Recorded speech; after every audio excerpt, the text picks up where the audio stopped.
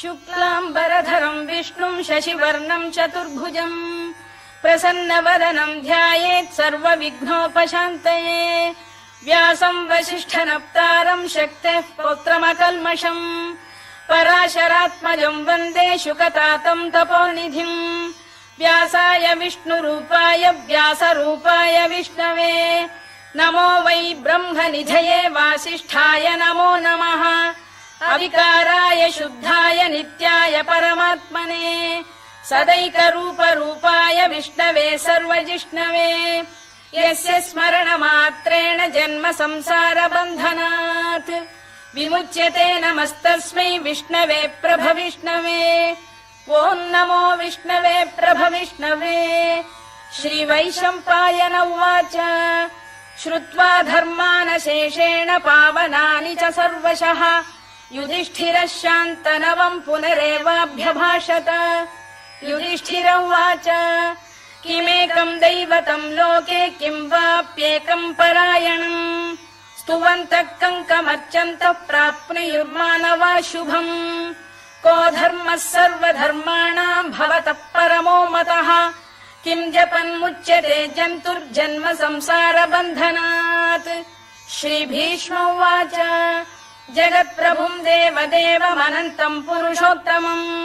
स्तुवन्नाम सहस्रेण पुरुषः सततोत्थितः तमेव चार्चयन्नित्यम् भक्त्या पुरुषमव्ययम्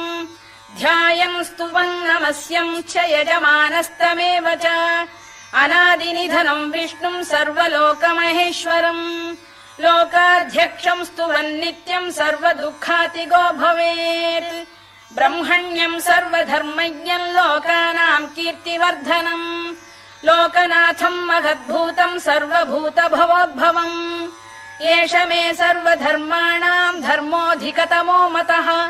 यद्भक्त्या पुण्डरीकाक्षम् स्तवैरच्चेन्नरः सदा परमम् यो महत्तेजः परमम् यो महत्तपः परमम् यो महद्ब्रह्म परमम् यः परायणम् पवित्राणाम् पवित्रम् यो मङ्गलानाम् च मङ्गलम् दैवतम् देवतानाम् च भूतानाम् यो व्ययः यतः सर्वाणि भूतानि भवन्त्यादियुगागमे यस्मिंश्च प्रलयम् यान्ति पुनरेव युगक्षये तस्य लोकप्रधानस्य जगन्नाथस्य भूपते विष्णोर्नाम सहस्रम् मे शृणु पापभयापहम् यानि नामानि गौणानि विख्यातानि महात्मनः ऋषिभिः परिगीतानि तानि वक्ष्यामि भूतये ऋषिर्नाम्नाम् सहस्रस्य वेदव्यासो महामुनिः छन्दोऽनुष्टुप् तथा देवो भगवान् देवकीसुतः अमृताम् शुद्भवो बीजम् शक्तिर्देवकी नन्दनः त्रिसामाहृदयम् तस्य शान्त्यर्थे विनियुज्यते विष्णुम् जिष्णुम् महाविष्णुम् प्रभविष्णुम् महेश्वरम् अनेकरूपदैत्यान्तम् नमामि पुरुषोत्तमम् अस्य श्रीविष्णोर्दिव्यसहस्रनामस्तोत्रमहामन्त्रस्य श्रीवेदव्यासो भगवान् ऋषिः अनुष्टुप्छन्दः श्रीमहाविष्णुः परमात्मा श्रीमन्नारायणो देवता अमृतांशोद्भवो भानुरिति बीजम् देवकी नन्दन श्रेष्ठेति शक्तिः उद्भवः क्षोभणो देव इति परमो मन्त्रः शङ्खबृन्नन्दकी चक्रीति कीलकम् शार्ङ्गधन्वा गदाधर इत्यस्त्रम् रथाङ्गपाणिरक्षोभ्य इति नेत्रम् त्रिसामासामगः सामेति कवचम् आनन्दम् परब्रह्मेति योनिः ऋतुः सुदर्शनकाल इति दिग्बन्धः श्रीविश्वरूप इति ध्यानम् श्रीमहाविष्णुप्रीत्यर्थे सहस्रनाम जपे विनियोगः ध्यानम् क्षीरोदन्वत्प्रदेशे शुचिमणिविलसत्सैकते मौक्तिकानाम् मालाक्लुप्तासनस्थ स्फटिकमणिनिभैर्मौक्तिकैर्मण्डिताङ्गः शुभ्रैरभ्रैरदभ्रैरुपरि विरचितैर्मुक्तपीयूषवर्षैः आनन्दीनः पुनीयादरिनलिन गदा शङ्खपाणिर्मुकुन्दः भूः पादौ यस्य नाभिर्वियदसुरनिलश्चन्द्रसूर्यौ च नेत्रे कर्णावाशा शिरोद्यौर्मुखमपि दहनो यस्य वास्तेयमब्धिः अन्तस्थम् यस्य विश्वम् सुरनरखगो भोगि गन्धर्व दैत्यैः चित्रम् रम्यते तम् त्रिभुवन वपुषम् विष्णुमीशम् नमामि ॐ नमो भगवते वासुदेवाय शान्ताकारम् भुजगशयनम् पद्मनाभम् सुरेशम् विश्वाधारम् गगनसदृशम् मेघवर्णम् शुभाङ्गम् लक्ष्मीकान्तम् कमलनयनम् योगिहृद्ध्यानगम्यम् वन्दे विष्णुम् भवभयहरम् सर्वलोकैकनाथम् मेघश्यामम् पीतकौशेयवासम् श्रीवत्साङ्कम् कौस्तुभोद्भासिताङ्गम् पुण्योपेतम् पुण्डरीकायताक्षम् विष्णुम् वन्दे सर्वलोकैकनाथम् नमः समस्तभूतानामादिभूताय भूभृते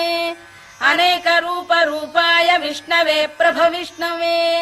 सशङ्खचक्रम् सकिरीटकुण्डलम् सपीतवस्त्रम् सरसीरुभेक्षणम् सहारवक्षस्थलशोभिकौस्तुभम् नमामि विष्णुम् शिरसा चतुर्भुजम् छायायाम् पारिजातस्य हेमसिंहासनोपरि आसीनमम्बुदश्याममायताक्षमलङ्कृतम् चन्द्राननम् चतुर्बाहुम् श्रीवत्साङ्कितवक्षसम् रुक्मिणी सत्यभामाभ्याम् सहितम् कृष्णमाश्रये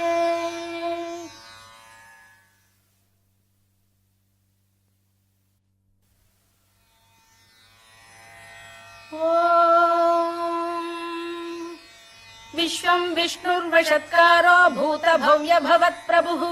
भूतकृद्भूतभृद्भावो भूतात्मा भूतभावनः भूतात्मा परमात्मा च मुक्तानाम् परमागतिः अव्ययः पुरुषः साक्षी क्षेत्रज्ञोऽक्षर एव च योगो योगविदाम् नेता प्रधानपुरुषेश्वरः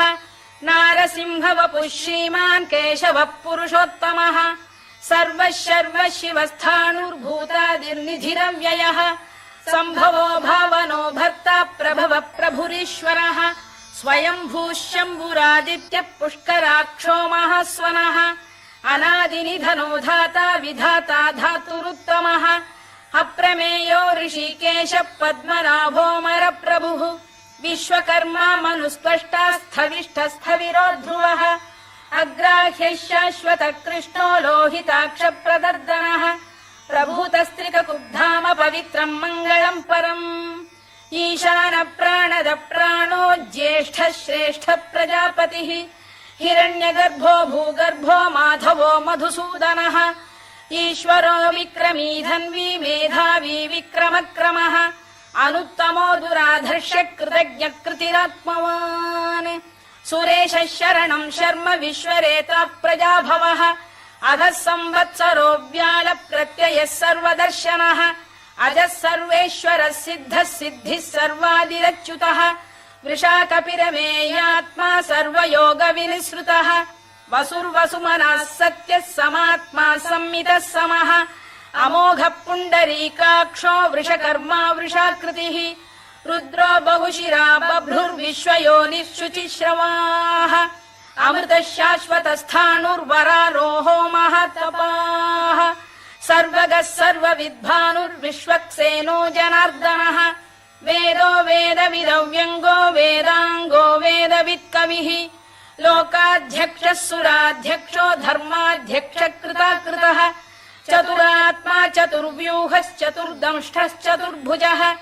भ्राजिष्णुर्भोजनम् भोक्ता सहिष्णुर्जगदादिजः अनघो विजयो जेता विश्वयोनिः पुनर्वसुः उपेन्द्रो वामनः प्रांशुरमोघः शुचिरूर्जितः अतीन्द्रः सङ्ग्रहः सर्गो धृतात्मा नियमो यमः वेद्यो वैद्यः सदा योगी वीरः माधवो मधुः अतीन्द्रियो महामायो महोत्साहो महाबलः महाबुद्धिर्महावीर्यो महाशक्तिर्महाद्युतिः अनिर्देश्य वपुः श्रीमान् अमे आत्मा महादृधृत् महेश्वासो महीभर्ता श्रीनिवासः सताङ्गतिः अनिरुद्धः सुरानन्दो गोविन्दो गोविदाम्पतिः मरीचिर्दमनो हंसः सुपर्णो भुजगोत्तमः हिरण्यनाभः सुतपाः पद्मनाभः प्रजापतिः अमृत्युः सर्वदृक्सिंहः सन्धाता सन्धिमान् स्थिरः अजो दुर्मर्षणः शास्ता विश्रुतात्मा सुरारिः गुरुर्गुरुतमो धाम सत्यः सत्यपराक्रमः निमिषो निमिषस्रग्वी वाचस्पतिरुदारधीः अग्रणीर्ग्रामणी श्रीमान् न्यायो नेता समीरणः सहस्रमूर्धा विश्वात्मा सहस्राक्षः सहस्रपात् आवर्तनो निवृत्तात्मा संवृतः सम्प्रमर्दनः अधः संवर्तको वह्निरनिलो धरणीधरः सुप्रसाद प्रसन्नात्मा विश्वधृक् विश्वभुग्विभुः सत्कर्ता सत्कृतः साधुर्जह्नुर्नारायणो नरः असङ्ख्येयो प्रमेयात्मा विशिष्टः शिष्टकृच्छुचिः सिद्धार्थ सिद्ध संकल्पः सिद्धिदः सिद्धिसाधनः वृषाही वृषभो विष्णुर्वृषपर्वा वृषोदरः वर्धनो वर्धमानश्च विविक्तः श्रुतिसागरः सुभुजो दुर्धरो वाग्मी महेन्द्रो वसुदो वसुः नैकरूपो बृहद्रूपः शिपिविष्टप्रकाशनः ओजस्तेजोद्युतिधर प्रकाशात्मा प्रतापनः वृद्धस्पष्टाक्षरो मन्त्रश्चन्द्रांशुर्भास्करद्युतिः अमृतांशुद्भवो भानुः शशबिन्दुः सुरेश्वरः औषधम् जगतः सेतुः सत्यधर्मपराक्रमः भूतभव्यभवन्नाथः पवनः पावनो नलः कामः कामकृत्कान्तः कामः कामप्रदप्रभुः युगादिकृद्युगावर्तो नैकमायो महाशनः अदृश्यो व्यक्तरूपश्च सहस्रजिदनन्तजित् इष्टो विशिष्टः शिष्टेष्टः शिखण्डी नघुषो वृषः क्रोधः क्रोधकृत्कर्ता विश्वबाहुर्महीधरः अच्युत प्रथित प्राण प्राणदो वासवानुजः अपां निधिरधिष्ठानमप्रमत्त प्रतिष्ठितः स्कन्द स्कन्दधरो धुर्यो वरदो वायुवाहनः वासुदेवो बृहद्भानुरादिदेवः पुरन्दरः अशोकस्तारणस्तारः शूरः शौरिर्जनेश्वरः अनुकूलः शतावर्तः पद्मी पद्मनिभेक्षणः पद्मनाभोरविन्दाक्षः पद्मगर्भः शरीरभृत् महर्धिर्वृद्धो वृद्धात्मा महाक्षो गरुडध्वजः अतुलः शरभो भीमः समयज्ञो हविर्हरिः सर्वलक्षणलक्षण्यो लक्ष्मीवान् समितिञ्जयः विक्षरो रोहितो मार्गो हेतुर्दामोदरः सहः महीधरो महाभागो वेगवानमिताशनः उद्भवः क्षोभणो देवः श्रीगर्भः परमेश्वरः करणम् कारणम् कर्ता विकर्ता गहनो गुहः व्यवसायो व्यवस्थानः संस्थानस्थानदो ध्रुवः परधिः परमस्पष्टस्तुष्टः पुष्टः शुभेक्षणः रामो विरामो विरतो मार्गो नेयोनयोनयः वीरः शक्तिमताम् श्रेष्ठो धर्मो धर्मविदुत्तमः वैकुण्ठः पुरुष प्राण प्राणद प्रणव पृतुः हिरण्यगर्भः शत्रुघ्नो व्याप्तो वायुरधोक्षजः ऋतुः सुदर्शनकालः परमेष्ठी परिग्रहः उग्रः संवत्सरो दक्षो विश्रामो विश्वदक्षिणः विस्तारस्थावरस्थाणुः प्रमाणम् बीजमव्ययम् अर्थोऽनर्थो महाकोशो महाभोगो महाधनः अनिर्विण्णस्थविष्ठो भूर्धर्मयूपो महामखः नक्षत्रनेमिर्नक्षत्री क्षमः क्षामः समीहनः यज्ञयुज्यो महेज्यश्च क्रतुः सत्रम् सताम् गतिः सर्वदर्शी विमुक्तात्मा सर्वज्ञो ज्ञानमुत्तमम् सुव्रतः सुमुखः सूक्ष्मः सुघोषः सुखदः सुहृद् मनोहरो जितक्रोधो वीरबाहुर्विदारणः स्वापनः स्ववशो व्यापी नैकात्मा नैककर्मकृत् वत्सरो वत्सलो वत्सी रत्नगर्भोधनेश्वरः धर्मकृद्धर्मी सदसक्षरमक्षरम् अविज्ञाता सहस्रांशुर्विधाता कृतलक्षणः गभस्तिनेमिः सत्तस्थः सिंहो भूतमहेश्वरः आदिदेवो महादेवो देवेशो देवभृद्गुरुः उत्तरो गोपतिर्गोप्ता ज्ञानगम्यः पुरातनः शरीरभूतभृद्भोक्ता कपीन्द्रो भूरि दक्षिणः सोमपो मृतपः सोमः पुरुजिः पुरुषत्तमः विनयो जयः सत्यसन्धो दाशार्हः सात्वताम् पतिः जीवो विनयिता साक्षी मुकुन्दोमित विक्रमः अम्भो निधिरनन्तात्मा महोदधिशयोऽन्तकः अजो महार्घः स्वाभाव्यो जिता मित्र प्रमोदनः आनन्दो नन्दनो नन्दः सत्यधर्मा त्रिविक्रमः महर्षि कपिलाचार्यः कृतज्ञो मेदिनीपतिः त्रिपदस्त्रिदशाध्यक्षो महाशृङ्गकृतान्तकृत् महावराहो गोविन्दः सुषेणः कनकाङ्गनी गुह्यो गभीरो गहनो गुप्तश्चक्रगदाधरः वेधास्वाङ्गो जितः कृष्णो दृढः सङ्कर्षणोच्युतः वरुणो वारुणो वृक्षः पुष्कराक्षो महामनाः भगवान् बलहानन्दी वनमाली हलायुधः आदित्यो ज्योतिरादित्यः सहिष्णुर्गतिसत्तमः सुधन्वाखण्ड परशुर्दारुणो द्रविणप्रदः दिवस्पृक् सर्वदृग्व्यासो वाचस्पतिरयो निजः त्रिसामासामगः साम निर्वाणम् भेषजम् भिषज सन्न्यासकृच्छमः शान्तो निष्ठा शान्तिपरायणम् शुभाङ्गः शान्तिदः स्रष्टा कुमुदः कुवलेशयः गोहितो गोपतिर्गोप्ता वृषभाक्षो वृषप्रियः अनिवर्ती निवृत्तात्मा संक्षेप्ताक्षेमकृत् शिवः श्रीवत्सवक्षः श्रीवासः श्रीपतिः श्रीमताम्बरः श्रीरः श्रीशः श्रीनिवासः श्रीनिधिः श्रीविभावनः श्रीधर श्रीकर श्रेयः श्रीमान् लोकत्रयाश्रयः स्वक्षः स्वङ्गः शतानन्दो नन्दिर्ज्योतिर्गणेश्वरः विजितात्मा विधेयात्मा सत्कीर्तिश्छिन्न संशयः उदीर्णः सर्वतश्चक्षुरनीशः शाश्वतः स्थिरः भूषयो भूषणो भूतिर्विशोकः शोकनाशनः अर्चिष्मानर्चितः कुम्भो विशुद्धात्मा विशोधनः अनिरुद्धो प्रतिरथ प्रद्युम्नोमित विक्रमः कालनेमिनिः वीरः शौरिः शूरजनेश्वरः त्रिलोकात्मा त्रिलोकेशः केशवः केशिहा हरिः कामदेवः कामपालः कामी कान्तकृतागमः अनिर्देश्य वपुर्विष्णुर्वीरोऽनन्तो धनञ्जयः ब्रह्मण्यो ब्रह्मकृद्ब्रह्मा ब्रह्म ब्रह्म विवर्धनः ब्रह्म विब्राह्मणो ब्रह्मी ब्रह्मज्ञो ब्राह्मणप्रियः महाक्रमो महाकर्मा महातेजा महोरगः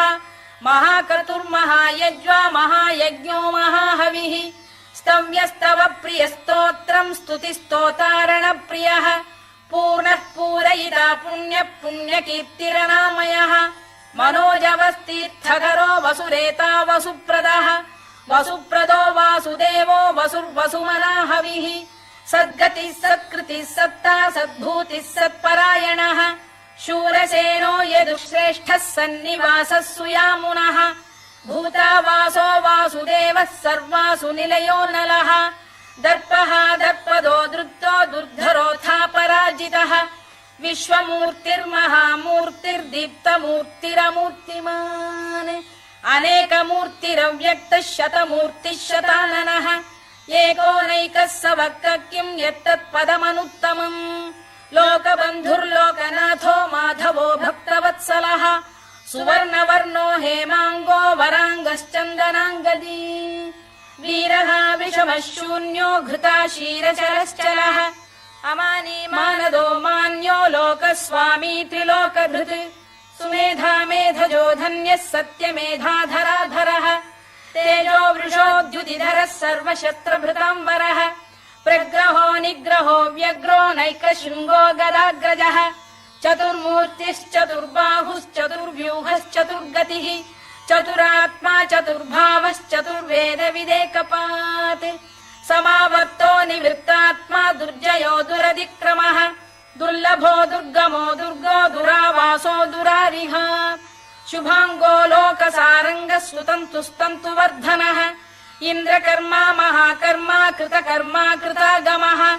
उद्भवः सुन्दरः सुन्दो रत्ननाभः सुलोचनः अर्को वाजसनः शृङ्गी जयन्तः सर्वविजयी सुवर्णबिन्दुरक्षोभ्यः सर्ववागीश्वरेश्वरः महाह्रदो महागर्तो महाभूतो महानिधिः कुमुद कुन्दर कुन्द पर्जन्यः पावनो निलः अमृताशोऽमृतवपुः सर्वज्ञः सर्वतोमुखः सुलभः सुव्रतः सिद्धः शत्रुजिच्छत्रुतापनः न्यग्रोधोदुम्बरोश्चतश्चाणूरान्ध्रैषूदनः सहस्रार्चिः सप्तजिह्वः सप्तैधा सप्तवाहनः अमूर्तिरनघोचिन्त्यो भयकृद्भयनाशनः अणुबृहत्कृशस्थूलो गुणभिर्निर्गुणो महान् अधृतस्वधृतस्वास्य प्राग्वंशो वंशवर्धनः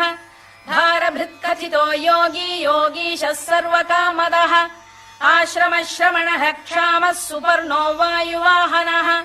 धनुर्धरो धनुर्वेदो दण्डो दमयिता दमः अपराजितः सर्वसहो नियन्ता नियमो यमः सत्त्ववान् सात्विकः सत्यः सत्यधर्मपरायणः अभिप्रायप्रियार्होः प्रियकृत्प्रीतिवर्धनः विहाय सगतिर्ज्योतिः सुरुचित्कुतभुक् विभुः रविर्विरोचनः सूर्यः सवितारविलोचनः अनन्तो हुतभुग्भोक्ता सुखदो नैकजोऽग्रजः अनिर्विण्णः सदामर्षी लोकाधिष्ठानमद्भुतः सनात्सनातनतमः कपिलः कपिरव्ययः स्वस्तिदः स्वस्तिकृत् स्वस्ति स्वस्ति भुक् स्वस्ति दक्षिणः अरौद्रः कुण्डली चक्री विक्रम्यूर्जितशासनः शब्दातिकः शब्दसः शिशिरः शर्वरीकरः अक्रूरपेशलो दक्षो दक्षिणः क्षमिणाम्बरः विद्वत्तमो वीतभयः पुण्यश्रवणकीर्तनः उत्तारणो दुष्कृतिः पुण्यो दुःस्वप्ननाशनः वीरः रक्षणः सन्तो जीवनः पर्यवस्थितः अनन्तरूपोऽनन्तश्रीर्जितमन्युर्भयापहः चतुरश्रो गभीरात्मा विदिशो व्यादिशो दिशः अनाधिर्भूर्भुवो लक्ष्मी सुवीरो रुचिराङ्गदः जननो जनजन्मादिर्भीमो भीमपराक्रमः आधारनिलयो धाता पुष्पहास प्रजागरः ऊर्ध्वगः सत्पथाचार प्राणद प्रणवप्रणः प्रमाणम् प्राणनिलय प्राणभृत्प्राणजीवनः तत्त्वम् तत्त्वविदेकात्मा जन्म मृत्युजरातिगः भूर्भुवः स्वस्तरुस्तारः सविता प्रपितामहः यज्ञो यज्ञपतिर्यज्वा यज्ञाङ्गो यज्ञवाहनः यज्ञभृद्यज्ञकृद्यज्ञी यज्ञभुग्यज्ञसाधनः यज्ञान्तकृद्यज्ञगुह्यमन्नमन्नाद एव च आत्मयोनिः स्वयम् जातो वैखानः सामगायनः देवकीनन्दनः स्रष्टा क्षितीशः पापनाशनः शङ्खबृन्नन्दकी चक्री शार्ङ्गधन्वा गदाधरः तथाङ्गपाणिरक्षोभ्यः सर्वप्रहरणायुधः सर्वप्रहरणायुधवो नम इति वनमाली गलीशाङ्गी शङ्खी चक्री च नन्दकी श्रीमान्नारायणो विष्णुर्वासुदेवोऽभिरक्षतु वनमाली गलीशाङ्गी शङ्खी चक्री च नन्दकी श्रीमान्नारायणो विष्णुर्वासुदेवोऽभिरक्षतु वनमाली गलीशाङ्गी शङ्खी चक्री च नन्दकी श्रीमान्नारायणो विष्णुर्वासुदेवोऽभिरक्षतु इतीदम् कीर्तनीयस्य केशवस्य महात्मनः नाम्नाम् सहस्रम् दिव्यानामशेषेण प्रकीर्तितम् य इदम् शृणुयान् नित्यम् यश्चापि परिकीर्तयेत् नाशुभम् प्राप्नुयात् किञ्चित् सोमुत्रेह च मानवः वेदान्तको ब्राह्मणस्य क्षत्रियो विजयी भवेत् वैश्यो धनसमृद्धः स्यात् शूद्रः सुखमवाप्नुयात् धर्मार्थी प्राप्नुयात् धर्ममर्थार्थी चार्थमाप्नुयात् कामानवाप्नुयात् कामी प्रजार्थी चाप्नुयात् प्रजाम् भक्तिमान् यः सदोत्थाय शुचिस्तद्गतमानसः सहस्रम् वासुदेवस्य नाम्नामेतत् प्रकीर्तयेत् यशः प्राप्नोति विपुलम् याति प्राधान्यमेव च अचलाम् श्रियमाप्नोति श्रेयः प्राप्नोत्यनुत्तमम् न भयम् क्वचिदाप्नोति वीर्यम् तेजश्च विन्दति भवत्य रोगोद्युतिमान् बलरूपगुणान्वितः रोगार्तो मुच्यते रोगात् बद्धो मुच्येत बन्धनात् भयान्मुच्येत भीतस्तु मुच्येतापन्न आपदः दुर्गाण्यतितरत्याशु पुरुषः पुरुषोत्तमम्